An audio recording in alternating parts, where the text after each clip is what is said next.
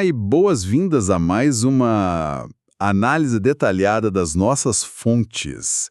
Hoje nós temos em mãos um texto que, à primeira vista, parece... Parece só um relato histórico bem distante, né? Exato, parece algo muito distante, mas que na verdade funciona como um espelho quase constrangedor para a natureza humana. Muito constrangedor. O material de base desta nossa investigação explora uma narrativa antiquíssima. É a jornada daquela multidão no deserto logo após a famosa travessia do Mar Vermelho. Sim, um momento clássico. Mas o detalhe é que a nossa missão aqui não é focar na grandiosidade do evento histórico, sabe? Ou discutir se as águas realmente se abriram daquele jeito. O objetivo dessa análise é extrair lições muito práticas. Lições universais, eu diria. Isso. Sobre algo que todo mundo que nos ouve conhece intimamente, que é a frustração.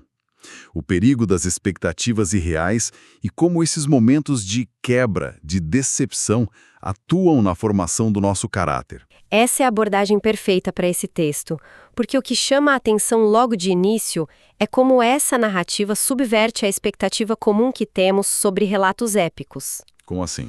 Geralmente, as histórias de grandes vitórias terminam no ápice, certo? No momento do triunfo. Mas esse documento ele não se demora na glória de um milagre estrondoso. Em vez disso, ele coloca uma lupa sobre a crise aguda que se instala quase imediatamente após esse ápice. É uma queda muito rápida. Sim, e a genialidade da estrutura desse texto é como ele utiliza a geografia de forma magistral. O deserto implacável e, mais tarde, as águas amargas não são meros obstáculos físicos de um roteiro de viagem. Eles funcionam como uma metáfora profunda. Uma metáfora de aprendizado. Exatamente. Uma verdadeira sala de aula espiritual e psicológica, projetada especificamente para expor e tratar as vulnerabilidades da mente humana. E é impossível não se identificar com essa dinâmica logo de cara. Afinal, quem nunca vivenciou aquela queda abrupta e desorientadora na própria vida?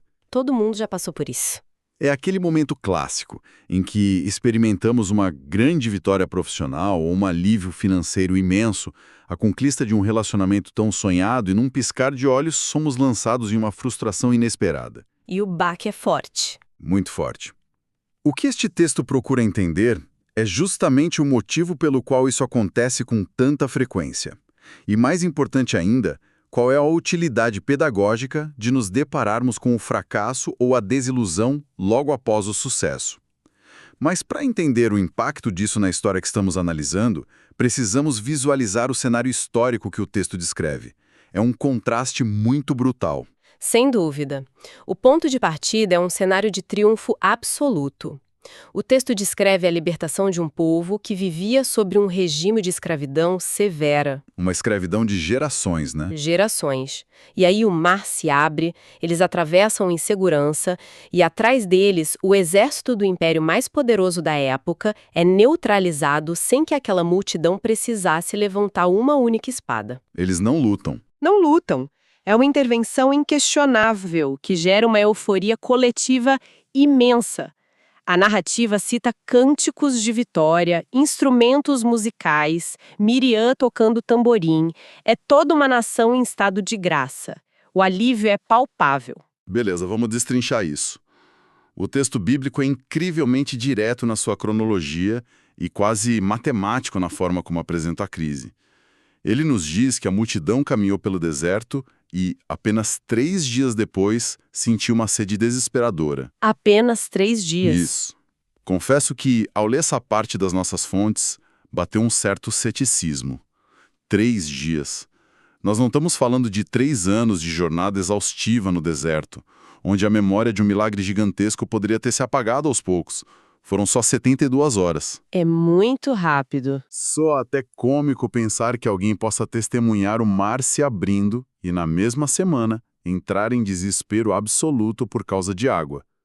É uma transição muito violenta do êxtase total para a necessidade básica de sobrevivência. Pode parecer cômico ou até dramático demais para quem olha de fora.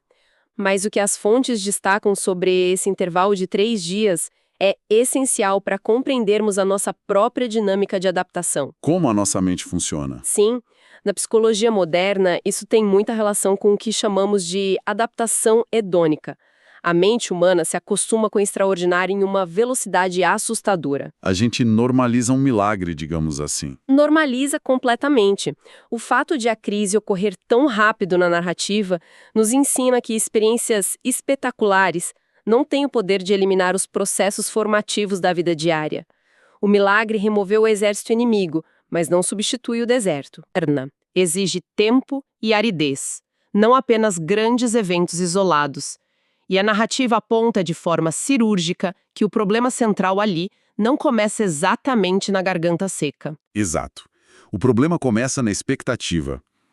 A sensação que o texto transmite é que logo após o cântico de vitória, a mente daquelas pessoas criou uma ilusão perigosa. Uma ilusão de facilidade. Isso. A ilusão de que, a partir daquele momento, a vida seria um roteiro linear, próspero e sem nenhuma dificuldade adicional. É como se pensassem, bem, se o mar se abriu, obviamente a água potável vai aparecer magicamente a cada quilômetro. Seria o lógico na cabeça deles. E é essa expectativa de facilidade contínua que prepara o terreno para um tombo psicológico ainda maior. O relato avança e nos conta que eles finalmente encontram água em um lugar chamado Mara.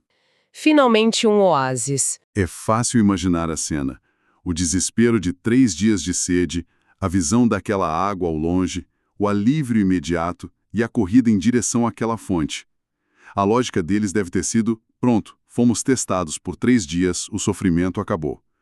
Mas ao levarem a água à boca, vem o choque. A decepção. A água é amarga. Impossível de engolir. Havia provisão de fato, mas ela se transformou em um gatilho de frustração profunda simplesmente porque não correspondia à expectativa deles. Essa dissonância entre a expectativa e a realidade é o cerne da questão. E aqui, as nossas fontes introduzem uma expressão que me parece brilhante para explicar o fenômeno: o conceito da autonomia do coração. Essa foi a parte do material que mais me fez pensar. Pelo que entendi lendo as anotações, essa autonomia do coração não é necessariamente um desejo de fazer o mal ou de se rebelar ativamente. Não, de forma alguma. Autonomia entra em cena quando nós criamos, de forma silenciosa e invisível, um roteiro perfeito de como o universo, ou a vida, ou até as pessoas ao nosso redor deveriam operar a nosso favor. Exatamente. O que é fascinante aqui é que a frustração surge quando a realidade ousa sair desse nosso roteiro interno. A frustração aguda de beber uma água amarga surge justamente nesse abismo entre a realidade que se apresenta e a história que nós mesmos escrevemos com tanta convicção. A mente humana se sente profundamente traída, né?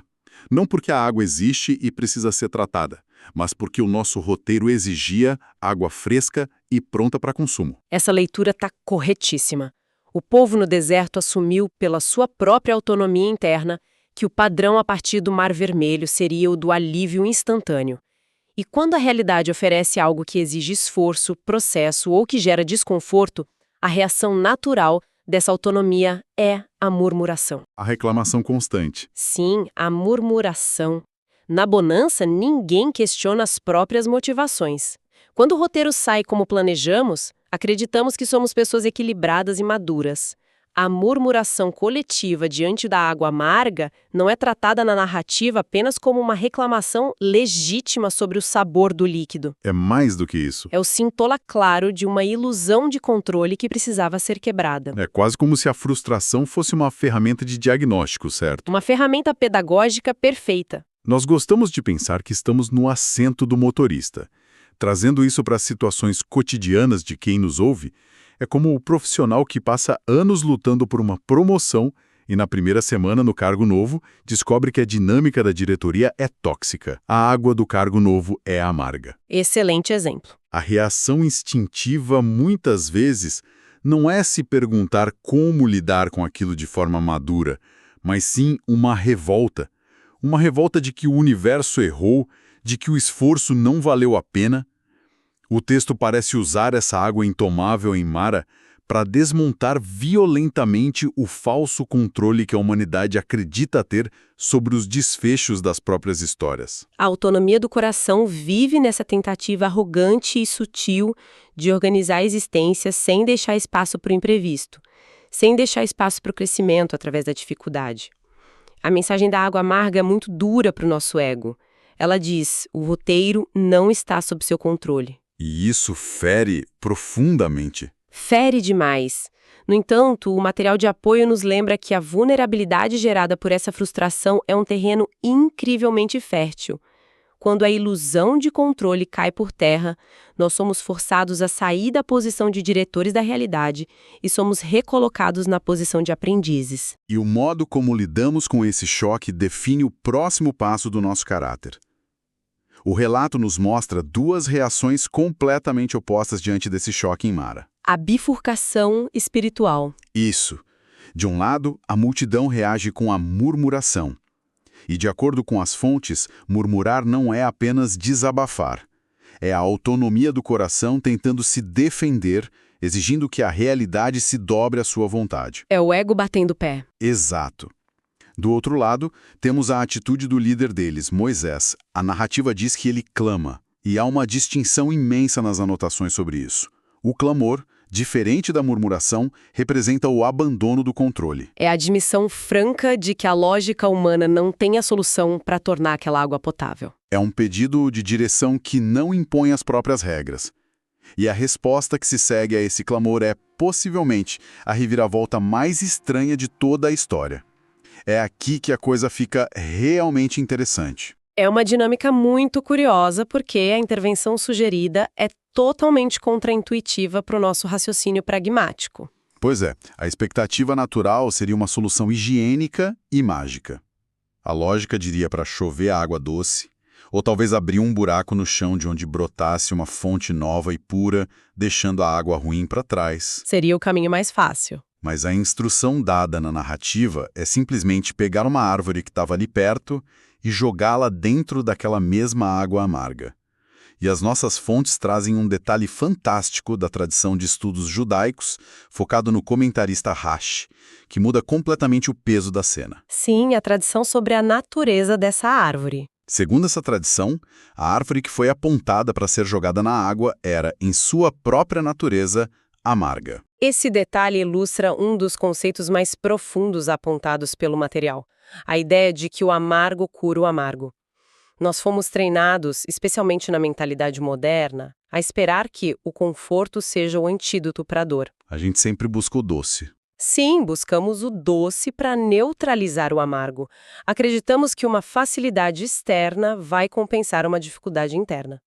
Mas a lógica do reino, a lógica apresentada nessa parte do texto, opera na direção inversa. Como isso se aplica na prática? Se nós trouxermos isso para o desenvolvimento humano diário, a submissão a um processo difícil é sempre dolorosa. Coisas como pedir perdão quando o orgulho diz para não fazê-lo, ter paciência em um ambiente caótico ou escolher honrar compromissos quando se está exausto, tudo isso fere o nosso ego. É um ato amargo para a nossa vontade própria. É como a fisioterapia depois de uma fratura. O osso quebrou e isso é a circunstância amarga da vida. A fisioterapia dói, é um processo amargo para o corpo e exige um esforço terrível. Dói muito? Se a pessoa procurar apenas o alívio, o doce da situação, ela toma analgésicos e não se move. A dor passa momentaneamente, mas o osso calcifica errado e ela perde a mobilidade. A narrativa argumenta que é exatamente esse sacrifício interior, esse amargo de se dobrar à obediência de um processo que tem o poder genuíno de transformar o amargor da circunstância externa, tornando a água daquela situação em algo que pode nos nutrir em vez de nos envenenar. É uma mudança que ocorre de dentro para fora. O documento base até faz uma conexão conceitual interessante aqui, traçando um paralelo com o simbolismo da cruz, que é a figura central do pensamento cristão posterior. Como funciona esse paralelo? A imagem da cruz é, na sua essência, o retrato da dor e da entrega total. É a experiência amarga máxima do abandono de si mesmo. No entanto, é esse princípio exato de sacrifício, de deixar o ego ser ferido para que um propósito maior seja cumprido, que traz a cura para a condição humana. O interior transforma o exterior. A situação ao redor pode continuar sendo um deserto árido, mas quando a autonomia interna é subjugada, o impacto desse deserto sobre nós muda. A água se torna doce, e essa transformação interna pavimenta o caminho para o que acontece a seguir na narrativa, um momento que muita gente não liga aos eventos anteriores. Verdade. Confesso que eu mesmo sempre passava batido por esse trecho da leitura. Logo depois que a árvore é jogada e a água supostamente fica doce e potável, o texto insere uma frase enigmática.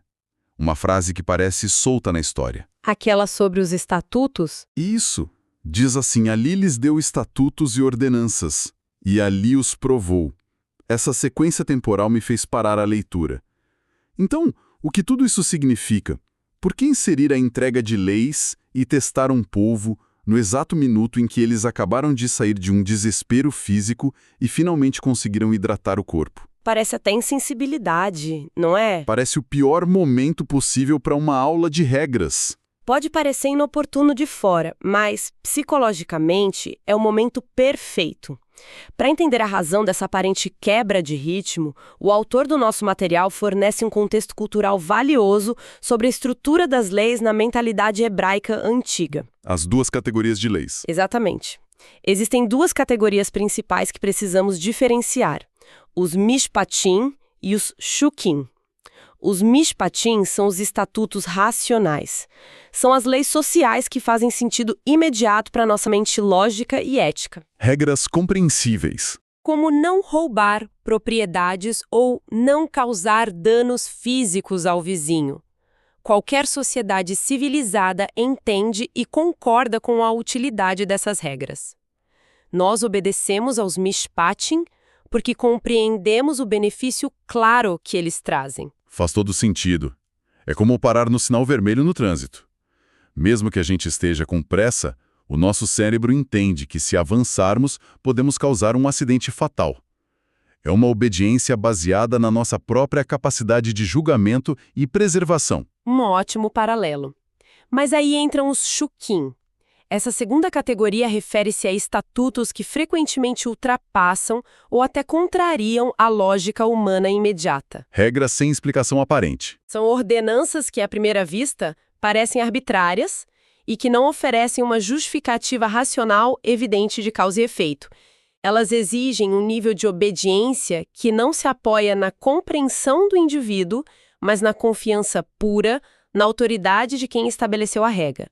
E a narrativa aponta que aquele episódio específico nas águas recém-adoçadas de Mara marca a introdução daquelas pessoas ao conceito do shukim. Ou seja, a exigência não é mais apenas lidar com o que é razoável, é a disposição de seguir adiante mesmo quando a cabeça está gritando que aquilo não tem lógica. Se conectarmos isso ao quadro geral da formação do caráter humano, fica claro que a aprovação daquela multidão em Mara não terminou na hora em que o sabor da água mudou.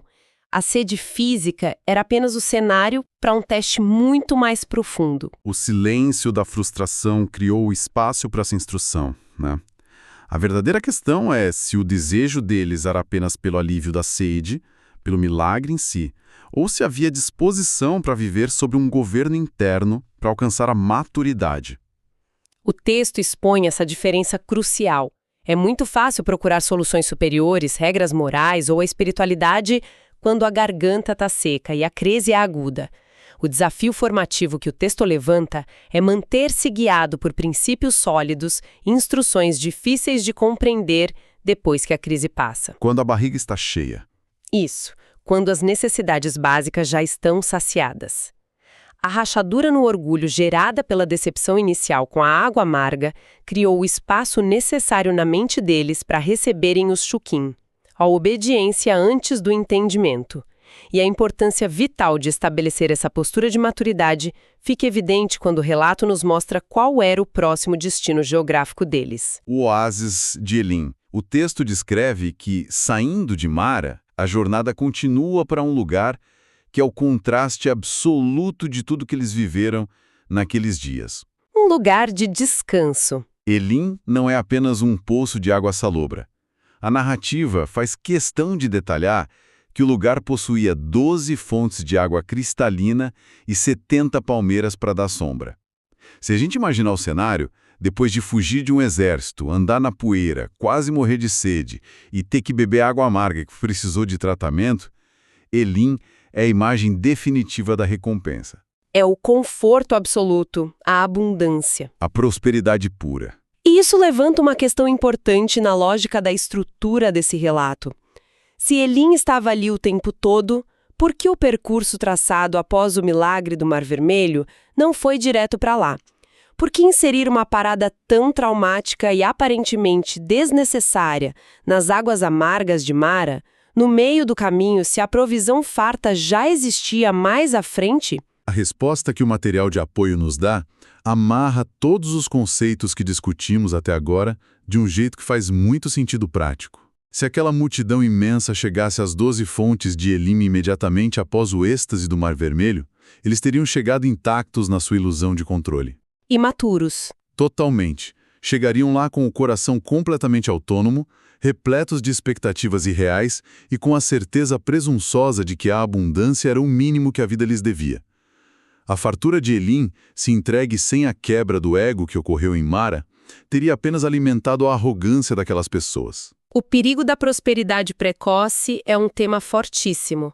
A escassez, a frustração aguda e o deserto costumam revelar as nossas fraturas ocultas. Mas a abundância não tratada é perigosa porque nos dá os recursos para mascarar as nossas piores falhas. A abundância sem estrutura destrói. Chegar a Elim sem ter aprendido a confiar através dos estatutos incompreensíveis, os shukin, ou sem ter entendido que o amargo da submissão é o que cura o interior, teria produzido uma comunidade incapaz de lidar com os próprios recursos. O alívio sem a lição anterior seria um desserviço ao potencial de maturidade deles. Nós vemos muito isso no nosso dia a dia, com pessoas que alcançam posições de imenso poder, riqueza ou fama repentina e pouco tempo depois implodem as próprias vidas ou as empresas que lideram. Faltou a parada em Mara para estruturar o caráter antes de desfrutar das palmeiras de Elim. O caráter não aguentou o peso da fartura. Então, amarrando os grandes pontos de toda essa história, fica muito claro que o deserto e os seus reveses não são sinais de que fomos abandonados. A frustração é um método rigoroso de ensino. Nós exploramos como a nossa tendência ao controle e à autonomia do coração nos cega, fazendo com que o bom da vida pareça ruim só porque não segue o nosso roteiro. E que a cura vem pelo amargo da submissão. Exatamente. A obediência precede o entendimento para que haja verdadeira transformação, não apenas um alívio passageiro. Essa síntese resume maravilhosamente a trajetória. Mas, para quem nos ouve, eu gostaria de deixar um pensamento provocativo final. Uma reflexão que expande essa estrutura que estudamos. Por favor. Nós falamos muito sobre a expectativa pelo futuro e a frustração com o presente em Mara. Mas a frustração extrema tem um outro efeito colateral perigoso. Ela distorce brutalmente a nossa memória sobre o passado. A memória sobre a escravidão. Isso.